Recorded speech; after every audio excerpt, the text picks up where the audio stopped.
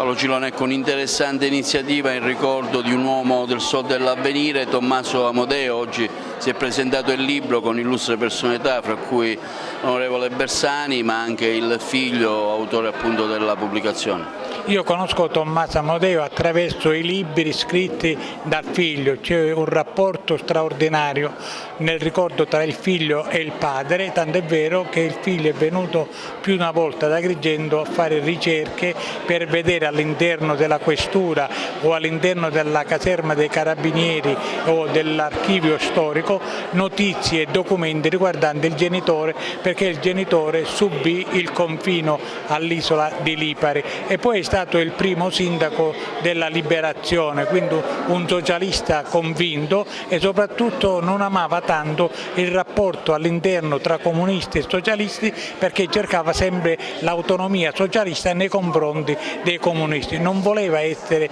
subalterno ma voleva far valere la sua idea, quella riformista, e quindi fu un uomo impegnato al punto che i comunisti lo misero fuori da quella ipotesi che era sicuramente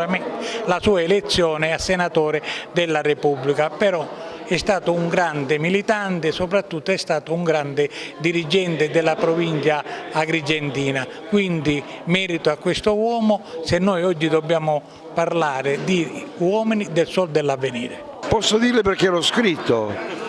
perché secondo me mio padre era una figura degna di interesse e non accettavo che con la morte tutto fosse finito, e così ho dedicato alcuni anni a fare delle ricerche e a scrivere questo libro. E ora scopro altri pezzettini di cose, via via, forse faccio una nuova edizione. Un tour qui in provincia di Agrigento per ricordare un po' ai tanti che magari l'hanno un po' dimenticato l'uomo del Sol dell'Avvenire, Tommaso Amodeo, stamattina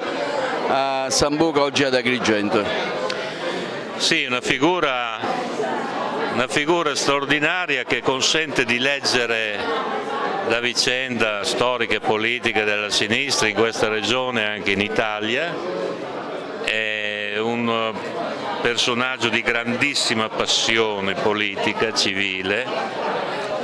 che ha pagato dei prezzi alti ma che non ha mai mollato nella sua testa, la sua idea. È un bel esempio, ecco, di riformismo combattivo, di riformismo che tira su le sue bandiere per Bacco.